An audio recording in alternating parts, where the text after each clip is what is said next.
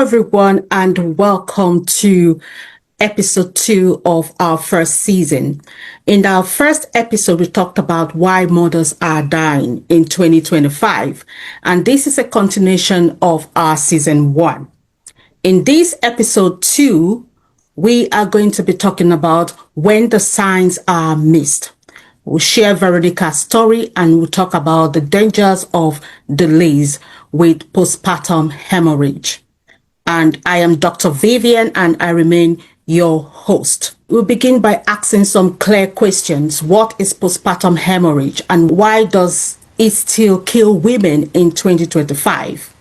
I'll put a little bit of context to this before we go into our questions and introduce our guest to the audience. Postpartum hemorrhage remains the leading cause of maternal deaths in Nigeria, accounting for 25 to 36% of deaths in majorly northern parts of Nigeria and all over Nigeria and in many low-income countries, especially states like Ebonyi and Kebbi State in Nigeria. And for many people, postpartum hemorrhage is an unavoidable reality, whereas this should be a preventable cause of maternal death.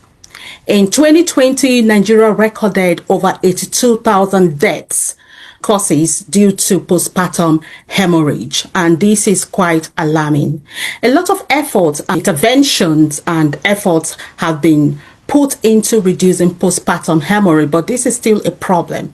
And there are so many systematic issues, infrastructural gaps, and a lot of social structural causes to postpartum hemorrhage. Interventions such as the E-motive have been developed and have been used across Nigeria to help improve postpartum hemorrhage, not just in Nigeria, and also globally to help improve outcomes for women in Nigeria and many low-income countries. But unfortunately, this is not always very implemented properly and is still causing problems. Some people do not have the training and do not have the facility to tackle postpartum hemorrhage. And I'll share a little story about Veronica. I started by sharing this story in the first episode. Veronica is a 29 years old woman and she delivered her third child in a local clinic in Nigeria. Moments later, she began bleeding. The staff were unprepared. There was no blood available. Transport took a long time. And in her sister's voice, Veronica's last words were, "Please don't let me die." And this reflects, or this is a reality for many women across the globe. Why are we letting our mothers die this way? So many issues to discuss here and so many things to consider when tackling postpartum hemorrhage. I'm very pleased that with me here I have two experts in maternal health or the healthcare that can throw light on why this is still a major problem for women globally and especially in Nigeria. So our first guest is Dr. Ateke. Dr. Ateke is a medical doctor with over 12 years of medical practice spanning Nigeria and the United Kingdom. And he is specialized in evidence-based medicine and holds an MBBS degree from the University of Port Harcourt, Nigeria, and a master's in public health degree, London School of Hygiene and Tropical Medicine. So welcome to the podcast, Dr. Ateke. Thank you very much, Dr. Vivian. I'm happy to be here. Yeah, thank you for being here. And we have Dr. Glory. Dr. Glory is also a Nigerian public health researcher, educator, and maternal health advocate with strong focus on equity and access. She is a founder of PACE Initiative, a research and consultancy platform. She holds a PhD in public health microbiology. She is also an advocate for maternal health, partners with grassroots organizations, health professional policymakers to amplify underrepresented voices, supporting community-driven intervention that translates research into meaningful change. So you are welcome to the podcast, Glory, as well. I'm very delighted to have you with us today. Thank you, Dr. Vivian. Thank you for having me. Okay, we'll go into our podcast right now. We'll start with Dr. Ateke because I really want to understand why postpartum hemorrhage is still a leading and a major cause of death in Nigeria. 82,000 deaths, Dr. Ateke. That's alarming.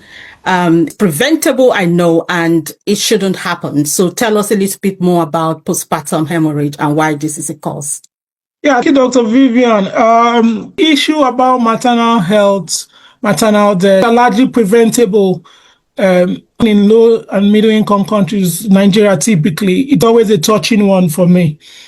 If we hear about a plane crash that everyone died from a plane crash, and then we hear that about 82,000 passengers, including airports and flight attendants, it's going to cost more like national day of sadness and tragedy. So unfortunately, 82,000 women die of largely preventable deaths.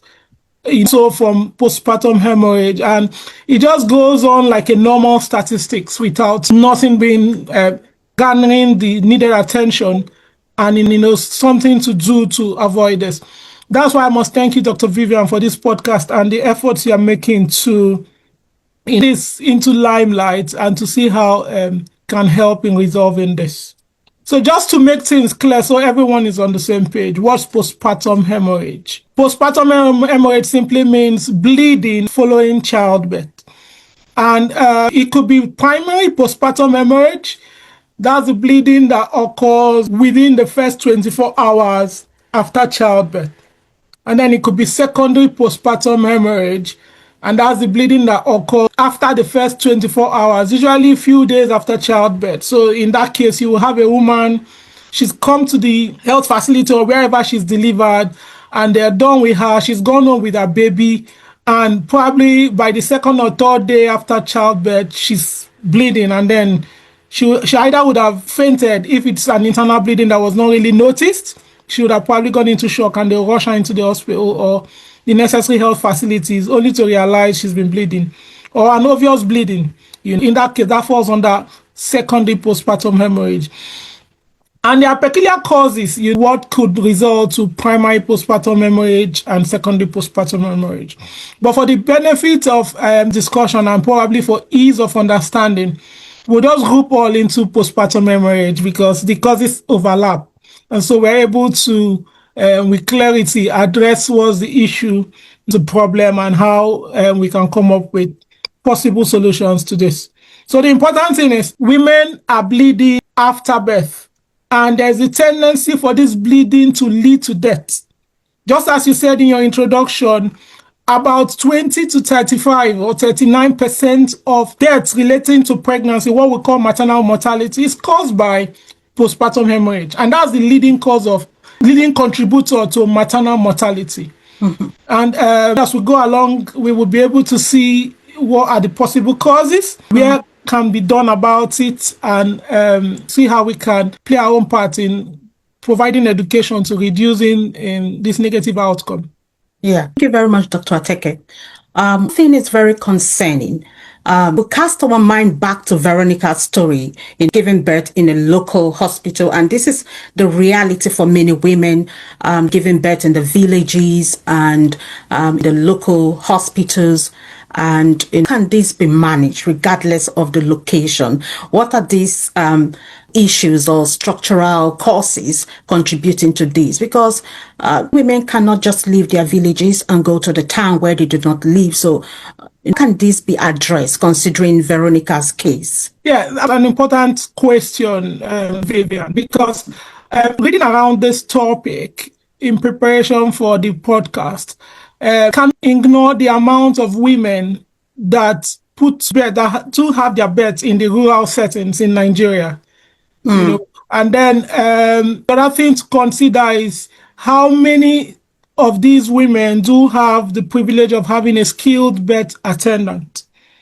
I think that's the first thing to consider. Hemorrhage does occur, so bleeding after delivery does occur in women, many from natural circumstances.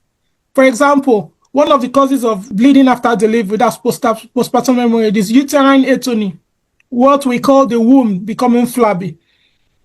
And it's normal for the womb to be flabby because just like a balloon, Well, with a growing baby, the womb tends to be distended, like you're blowing a balloon. And we all know that when you extend a rubber, for example, it doesn't always return to its original shape. There is some form of laxity. So that's the same case with the womb. When a baby has grown in the womb and has distended the uterine muscle walls, become a bit flabby and do not immediately return back to its usual status after delivery. So that's a problem. And as long as it's not gone back to its original contractile mode, you could have bleeding, which is normal. But the problem now is the ability to manage it. That's the bone. If you look at the other causes of postpartum hemorrhage too, like trauma, obviously, when in trying for the baby to come out, for example, if it's a big baby, you could have some tears along the along the birth pathway. You understand? Now, those tears could cause bleeding. The ability to manage it is also another thing. And that is the issue we have when people give birth not in health facilities, or when the births are not attended to by skilled birth attendants. And from the records, from the latest research, in the rural areas, about close to 70% of the births in Nigeria occur at home or are attended to by traditional birth attendants. Close to 70%. That would mean in the rural settings, 7 out of 10 deliveries are not attended to by skilled birth attendants. In the urban setting, it's about 39. So 3 to 4 out of 10 deliveries are not attended to by skilled birth attendants. So what this means is, when you not have a situation where you have bleeding and it's been quite excessive, it's a problem, because these birth attendants are not able to manage it. And that's where the women start bleeding. And even before you talk about the management also, are they even able to identify when the bleeding is excessive? Maybe I think I forgot to add in my definition of postpartum hemorrhage that it is classified as postpartum hemorrhage when the bleeding immediately after birth is more than 500 mils if it's a vaginal birth delivery, and then more than 1,000 mils if it's the size of it, isn't it? Yes, the bottle you're holding is a 500 mils water bottle. So let's imagine that in a normal delivery, we do not expect the amount of blood loss to be more than 500 mils. Okay. So when it's more than 500 mils, it begins to have the capacity to compromise the cardiovascular system of the mother. That's what we call postpartum hemorrhage. If no appropriate intervention is done at that point, the woman can progress to losing her life.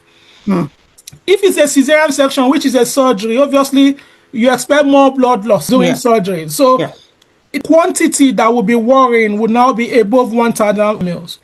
So now, getting back to what I've said, these deliveries that occur outside health facilities or at home, attended to by traditional birth attendants, they do not have the skills and the facilities to manage it. And that is why you see we have a high incidence of mothers dying out of postpartum hemorrhage in Nigeria. Yeah, Dr. K, we'll come back to interventions to teach people how to identify these, what to do when they identify blood loss is taking place. And because in Veronica's case, it was the last minute when they discovered this and they started moving her. What can the government do? What are the possible solutions in that situation when it's obvious that this woman is losing so much blood? We'll come back to that. But before we come back to that, we'll let Dr. Glory talk a little bit about maybe some experiences she's had with postpartum hemorrhage, and some of the cultural and some myths around hemorrhage, cultural issues, because as you rightly said, Dr. Ateke, most of these births happen in the villages and in the local community. So, Glory, over to you. Yeah, thank you both for that. Like that you highlighted that it's not a linear issue at all. It's not just woman losing blood. There's so much that's happening. And like Dr. Decker said, if we have a case where over 50% of births are still happening outside hospital settings or outside trained, then there's so many issues. if a woman is bleeding, how is she going to get to hospital? And then if you get to the hospital, if we don't have the infrastructure, if you don't have the blood available, if you don't have the staff available, if there's workforce problems, all of those things contribute.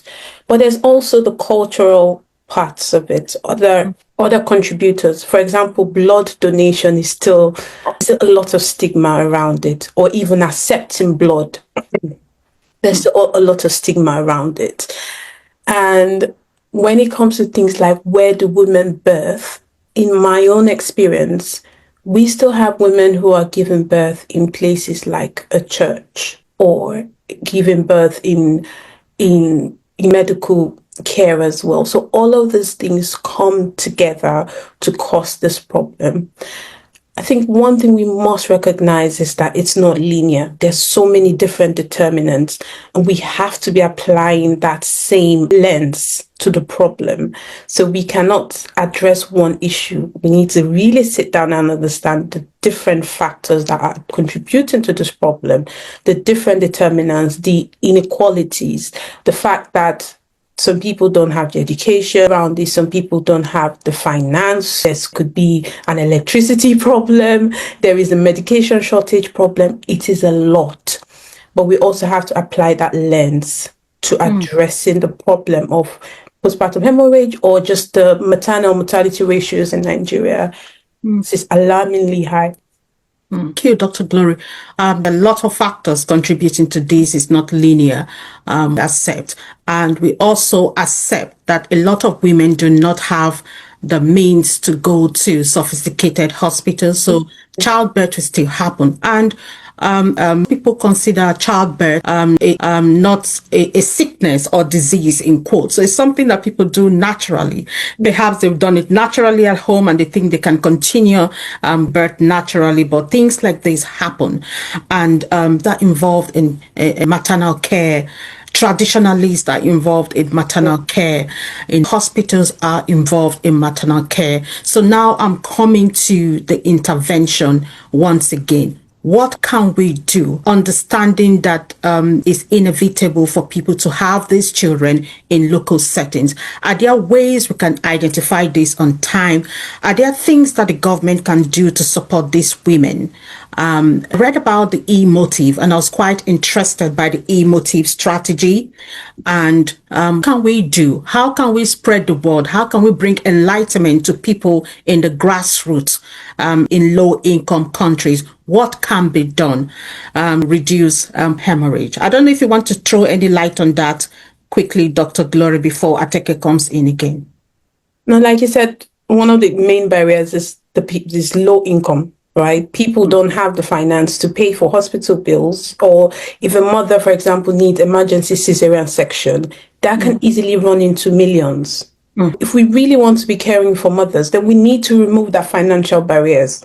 Okay. Cost area, we need to remove that. That could be things like having insurance, having free birth, having that cover for mothers, so they can reduce the number of mothers, the numbers of mothers who are not giving birth in the hospital setting. Because if a mother is in a hospital setting and bleeding is happening, it's much more easier to manage. So that, I think, if we can remove that first barrier, it would reduce the risk and the prevalence of postpartum hemorrhage in the country. So that's one thing. The other thing too is anemia. So recently I did a research on anemia and just how much the prevalence of anemia is in pregnancy. Mothers who are already starting from a place of disadvantage and deficit. So if someone is anemic, they cannot really afford to lose any amount of blood. So again, it's going back to how women starting from in terms of their overall health before pregnancy. Are the health optimized? So it's things like that that will also help. So reducing the barriers, reducing the cost, educating mothers, trying to get more skilled birth attendants seriously in the process of childbirth. Yeah, thank you very much. That you touched on seeking behavior. And right now we're going to speak to women in Nigeria. We're going to speak to women in low-income countries We're going to speak to religious people with religious mindset to take your health seriously. The place for religion, there's also a place for medical treatment. So we're speaking directly to everyone, in every woman or women in these countries, to please seek medical care.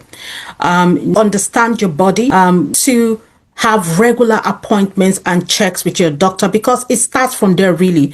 Because if you do not understand your body, then how then do you give birth healthily? You need to understand your genotype. You need to understand things, conditions you are experiencing. So when it comes to childbirth, there is already information on the background that the doctors can work with. Because I know that one of the major problems is people come with existing conditions they are not aware of. When I was conducting my research on maternal health, this was quite alarming that many women they have sickle cell anemic people with cancers, people with HIV that do not even know they have these pre-existing conditions. So they go into childbirth without understanding themselves, and they sit in these religious homes trying to give birth, or these traditional homes, without full understanding of the consequences of what they are doing. So we call on every woman to take their health seriously. Now, Ateke, you want to talk from the medical perspective. Can people identify this is becoming an issue? Because most of these women, as we've said, are going to give birth and traditional home. When can they be able to identify this a problem? And please, can you tell us a bit about the emotive? Because we want to throw more light on the emotive intervention and to encourage people to go for these trainings in their local setting and understand how to tackle postpartum hemorrhage. All right, thank you, Dr. Vivian. I'm going to talk about the emotive. The emotive is basically an intervention which actually can be applied in the health facility. You see, so if the delivery is not happening in the health facility, it's an issue already. Yeah, I'm going to talk about that, but probably I'll just say a few things that would summarize and answer some of the questions you've raised from the medical point of view. As Gloria said, as you've also noted, it's a multi-pronged approach that is going to solve this, given that it's not even a linear problem. So we have to tackle it from various angles, and obviously education is one.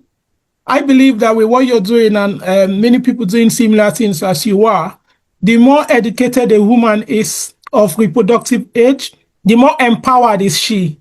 For example, a woman is aware about the importance of having antenatal care. Okay, I've gotten pregnant, I'm seeing a doctor at least 8 contacts before your delivery, from the time you're pregnant up till the 9th month when you're delivering. You should have a minimum of 8 contacts with your doctor. That is where the doctor is going to pick if you have pre-existing conditions. If you've got anemia, that is when it's going to be picked. If you've got a small birth canal and they've been able to scan the weight of your baby, that's where it will be picked. If you would require a cesarean section or not.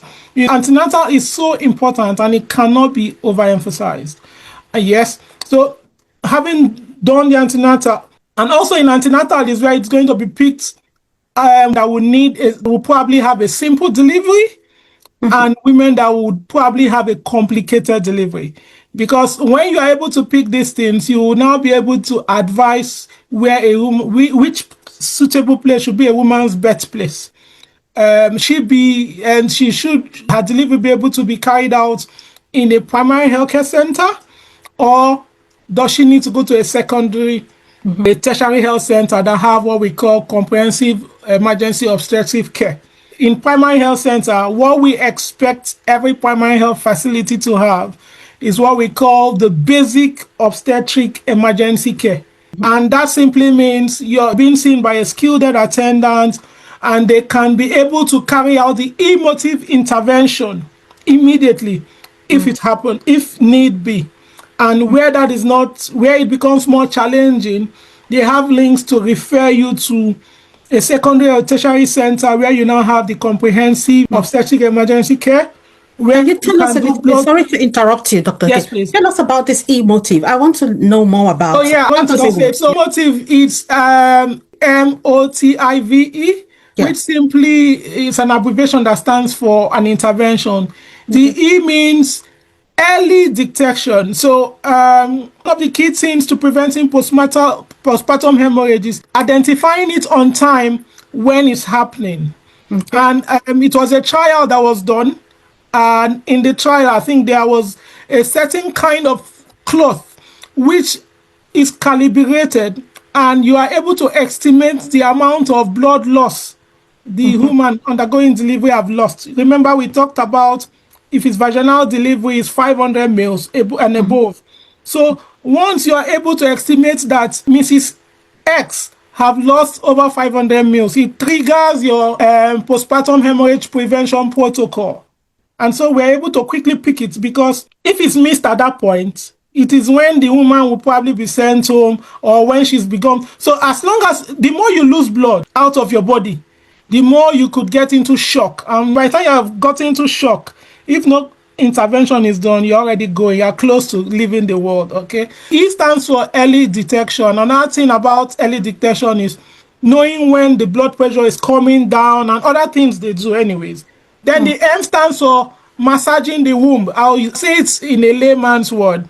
We would say uteric massage, but it's been shown that one of the ways to help the uterus contract immediately after delivery is by massaging. Just rubbing up the uterus could help initiate contraction of the uterus. And as the uterus, which womb in a layman's word, contracts, it could stop bleeding. All right.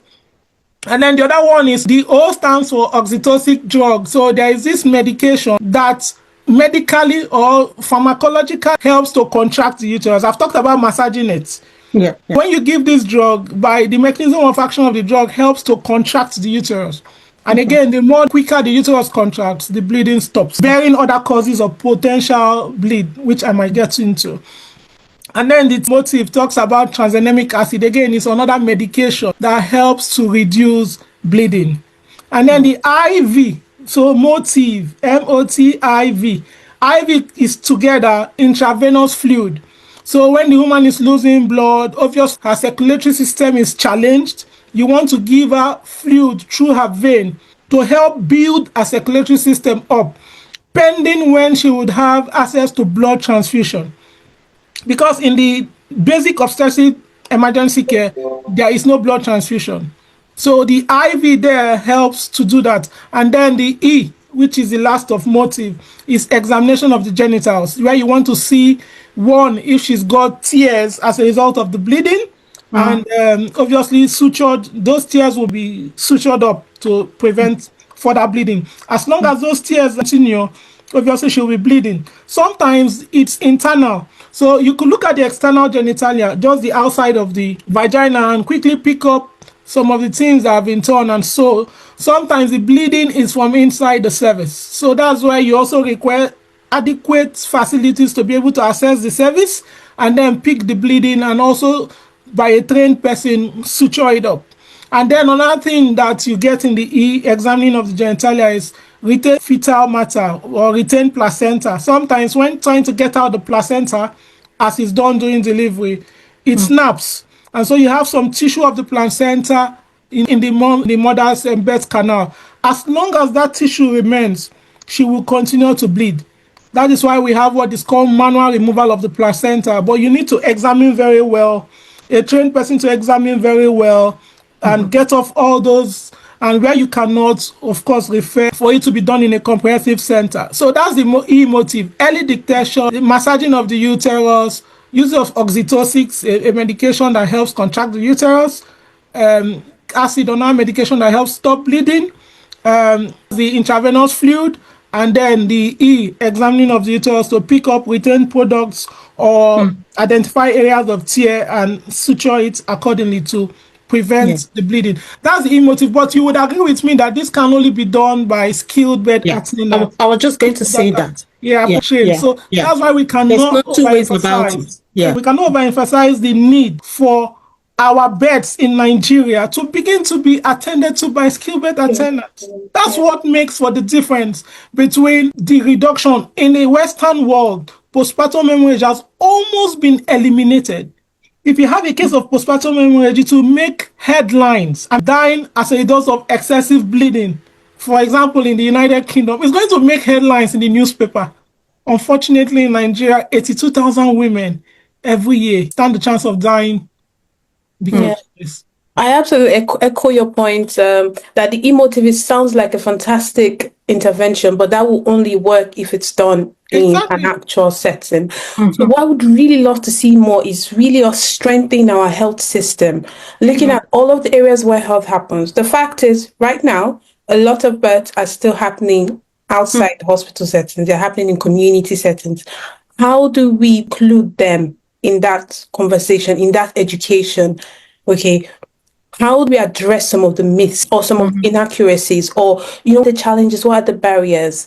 How do we include, for example, faith-based organizations? How do we strengthen those partnerships? How do we do the campaign and education in a way to say, look, if mothers are coming to you for birth, tell them to go to the hospital.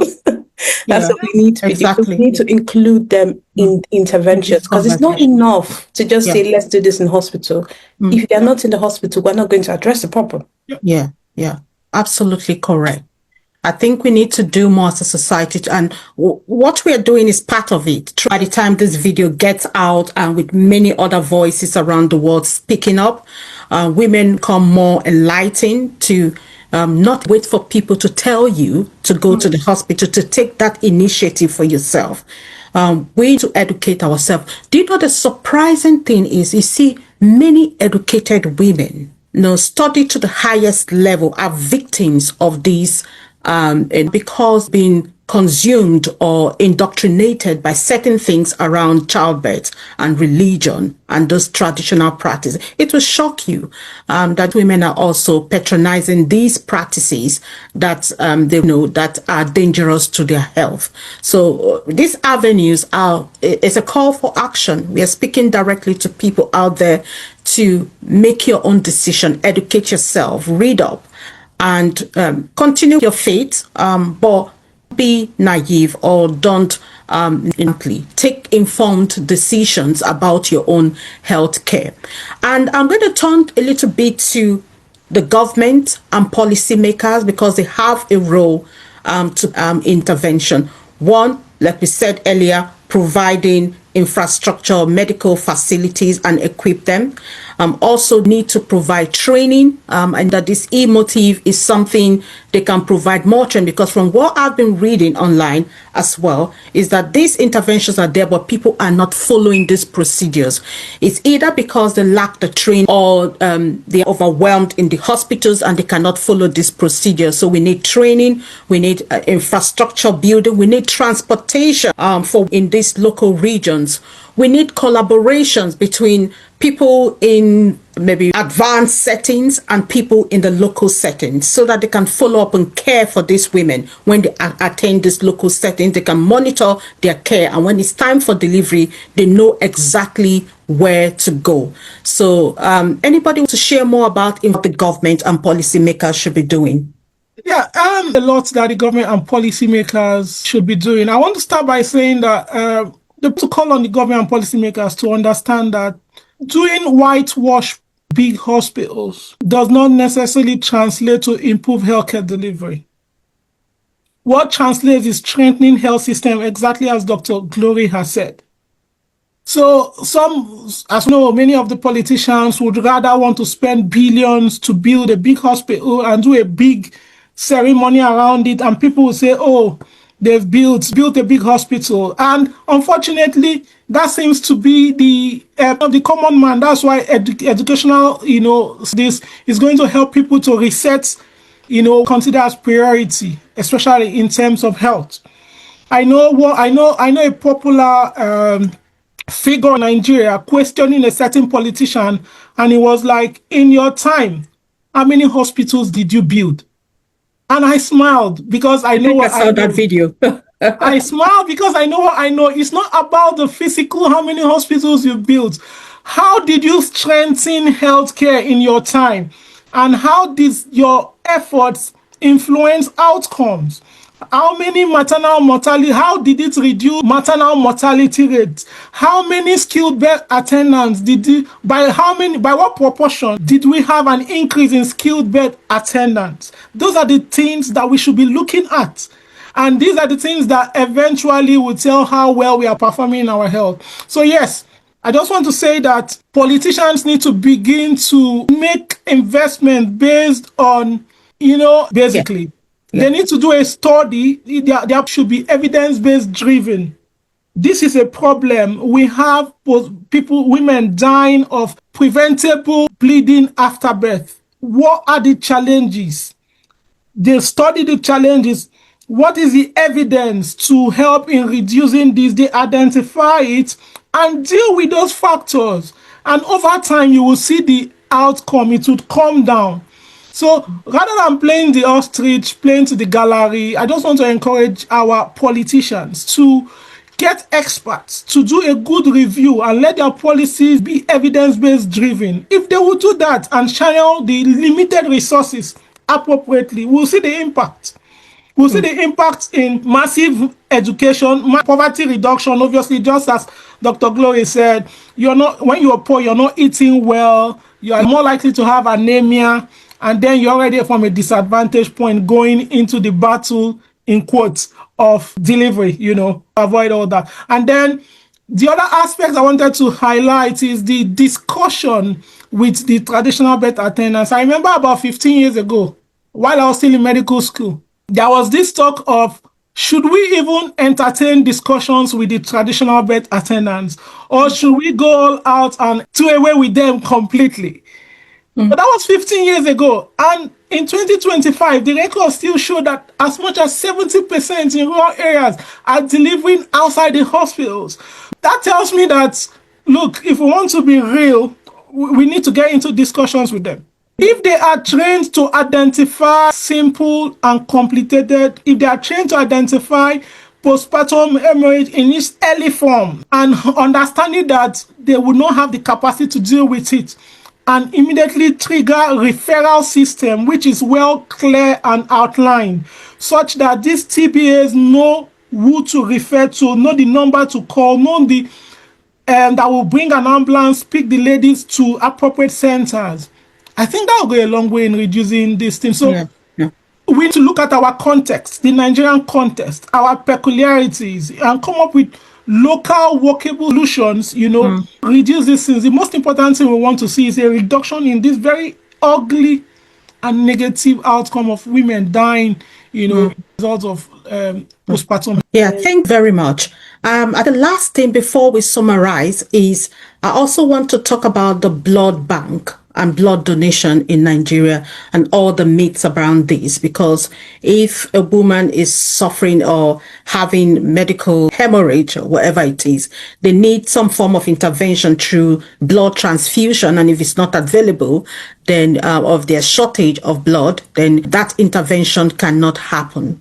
So I'm going to make a call to action for people to participate in things like that, to donate blood in your blood bank. Don't run away from things like that, because it does save life. I know there are some religious practices that forbid blood transfusion for majority of people. We do need blood transfusion. We do need it available, and it does cost money. So some of the things that the government can do is to make these things affordable, to echo what Dr. Ateke has said and Dr. Glory has said. So we need interventions, different levels, from the government, from medical practitioners, and also from the women, also utilizing this healthcare from our religious or faith-based leaders, and from all of these people to become aware of postpartum hemorrhage and actions and their own responsibilities to empower the women in your community as well to take this seriously. And for the medical practitioners, we need training. We need you to follow these protocols when they are also available within your own practice, and to be vigilant about looking out for these signs and taking actions immediately. I think you did mention, Dr. Ateke, that someone also did not notice the postpartum hemorrhage, and that I did. I one of the stories on unfortunately, health staff did not pick the postpartum hemorrhage when the lady was bleeding and said it's not the normal blood comes after delivery. The lady was sent home, and obviously she continually bled, went into shock. And the next time she showed up in that hospital, she was in shock, almost dying. Yeah. So important for professionals to have the necessary training to recognize when postpartum hemorrhage is happening. Yeah. So we owe it to Veronica's, due to her death, we owe it to her to bring up this podcast to share how we can take necessary actions to reduce postpartum hemorrhage. And also many women like her all over the world in low-income countries. We owe it to her to push for blood banks. We owe it to them also to push for timely care and community empowerment.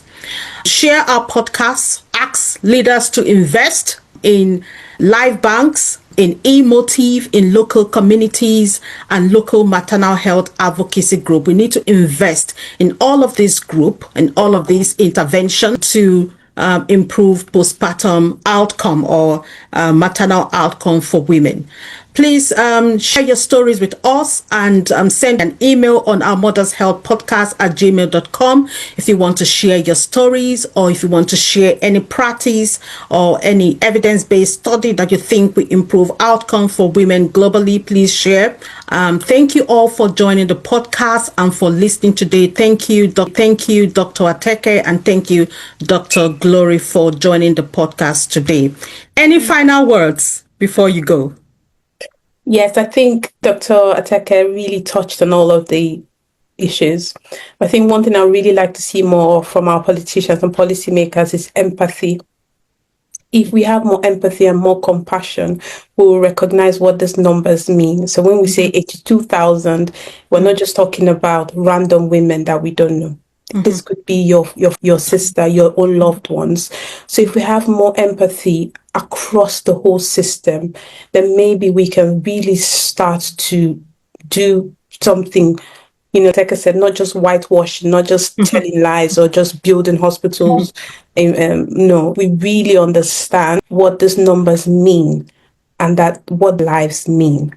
Then maybe we'll have more care and more empathy within the entire system. So that's my call to action for the politicians and everyone who's involved. More empathy, more compassion, more care. Thank you so much. Thank you, Dr. Glory. Yes, and my last words would follow in a similar light as Dr. Glory's. More just this morning, I saw a post about a maternal and child health hospital that has been built and said to be completed, years ago in one of the states, and it's yet to be opened. And that begins to question the motive of our politicians when they even embark on projects. I would just want to use this opportunity to plead with politicians and leaders of people holding political power that if you will play politics with anything, please do not play politics with health, because the life of humans do not have a duplicate. If a human dies as a result of you playing politics with health, you could score your political points, but unfortunately, a life has gone and it can't be got back.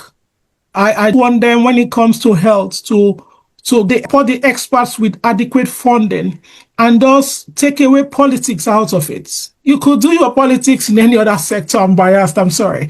We don't expect you to, but if you must, please spare the health sector.